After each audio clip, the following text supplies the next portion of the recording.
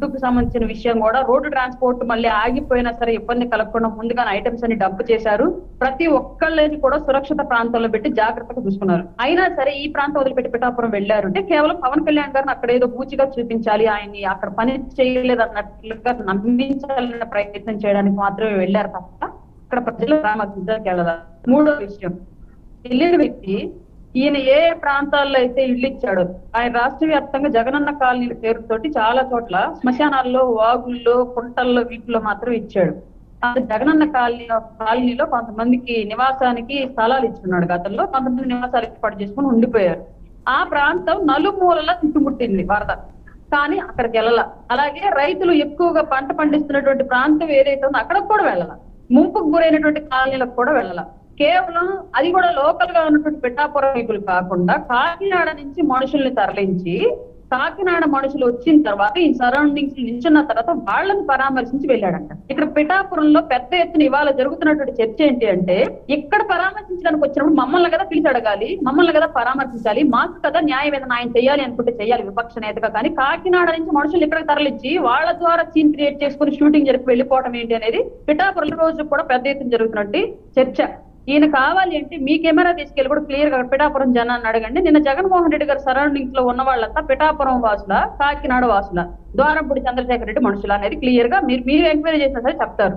అట్లాంటప్పుడు ఎందుకు ఈ పరామర్శలకు వెళ్ళడం, ఇంత కామెడీగా చేయడం, ట్రోలింగ్ కు గురవడం అవసరం? ఏదైనా సహాయం చేయగలిగితే వెళ్ళాలి. చేయలేనప్పుడు ఒక విపక్ష నేతగా కనీసం ప్రెస్ మీట్లు పెట్టుకోవాలి, లేదా ఇంకొక రకంగా నువ్వు ప్రభుత్వాన్ని విమర్శించాలనుకుంటే రాజకీయంగా విమర్శించుకోవాలి. అది పక్కన పెట్టేసి ఈ డ్రామాలు, ఈ యాక్షన్లు చేసి నిజంగానే నిన్నటి నుంచి ఒక మాజీ ముఖ్యమంత్రి అంత ట్రోల్ అవడం నాకు నిజంగానే ఒక రకంగా విస్మయానికి గురవుతుంది. ఇట్లాంటి వ్యక్తిని 2019లో అంత గొప్ప నాయకుడిగా నమ్మి గెలిపించామా మనం అన్న ఫీలింగ్ మా అందరికి కలిగిందండి. సో చాలా ఆనందం వ్యక్తం చేస్తున్నారు. మీరు చూడండి బాబు, అసలు మీరు చూడండి ఒకసారి, మీకు నవ్వు రావట్లేదా? ఒక ముఖ్యమంత్రి స్థాయి వ్యక్తి అట్లా బిహేవ్ చేయొచ్చా? మీరు కాదండి, ఇప్పుడు ఏంటి రోజా గారు అవనియండి, జోగి రమేష్ గారు వీళ్ళందరూ ఏమైపోయినట్లు ఏంటి? వాళ్ళు అయిపోయారని కొత్త రక్తం నింపుతున్నారనా? కాదండి, వీళ్ళంతా ఆల్మోస్ట్ అధికారంలో ఉన్నప్పుడు చాలా రకాలుగా వివిధ దారుల్లో, వివిధ మార్గాల్లో ప్రజల సొమ్ముని స్కీముల పేర్లతోటి, పథకాల పేర్లతోటి పక్కదారులు మళ్లించి ఉన్నారు. వాటికి సంబంధించి ఆల్రెడీ తీగలాగితే డొక్క కదిలింది అన్నట్టుగా ప్రతి వ్యవస్థలో ఒక తీగ కొట్టుకుంటే మొత్తం డొంకంతా కదులుతుంది. ఎవరి దగ్గర ఆగిద్ది అంటే పోయి ఇట్లాంటి మినిస్టర్ల దగ్గర, వీళ్ళ దగ్గర ఆగుతోంది.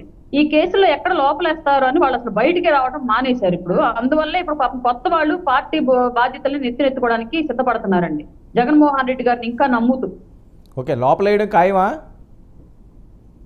అది చట్టం తన పని చేసుకుంటుంది. వాళ్ళ దగ్గర తప్పు లేకపోతే ఎవరు లోపలేయలేరు. లోపలేసినా వీళ్ళకి ఇంకా బయటకు రావడం పెద్ద విషయం కాదు. తప్పు చేసుంటే అది ఎవరు ఆపలేరు. పెద్ద పెద్ద మహా వాళ్ళే వెళ్ళారు, వీళ్ళే దానికి అతీతులు కాదు చట్టానికి. ఓకే, వెంకటరెడ్డి గారు. అబ్బా, వర్మ గారు అద్భుతం సార్. నాకైతే చాలా రోజుల తర్వాత, పాపం ఇందాక గాయత్రి గారు మీరే మిస్ అయ్యారు చాలా రోజుల తర్వాత అంటే పాపం ఇద్దరు లేడీస్ ప్యానల్ లో, అది కూడా ఇద్దరు మా సిస్టర్స్ ఇద్దరు. ఎందుకంటే అద్భుతం కదా, వాళ్ళతో మనం డిబేట్స్ అంటే నాకు చాలా ఆనందంగా ఉంటది. ఎందుకంటే పాపం అంత కామెడీ మళ్ళీ నేను ఎక్కడా కూడా మిస్ అవుతాను. ఎలక్షన్ టైం కాదు వెంకటరెడ్డి అన్న అలిగాడంట, మొన్నటిదాకా ఆగదీశారు మొత్తానికి, ఇప్పుడు వచ్చాడు అలక తీరిందట్టుంది. ఎలక్షన్ అధికారంలో ఉన్నప్పుడు అంతా పెద్ద పెద్ద దీని పక్కకి వెళ్ళారు, పార్టీకుండా తిట్టి ఏందన్నా అలా మాకేమిచ్చారు అలిగాడంట వెంకటరెడ్డి అన్న. మీరు ఒక కన్నుతో కొన్ని ఛానల్స్ చూసి ఇంకో కన్ను మీకు పని చేయబోతే నేనేం చేస్తా? నేను అన్ని ఛానల్కి వెళ్తా ఉన్నా. కాదు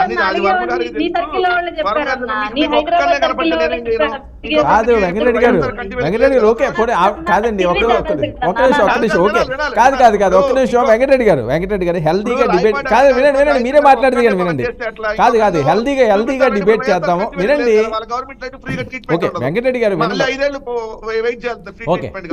ఓకే వెంకటరెడ్డి గారు డిబేట్ హెల్దీగా చేద్దాము. వాళ్ళు మీ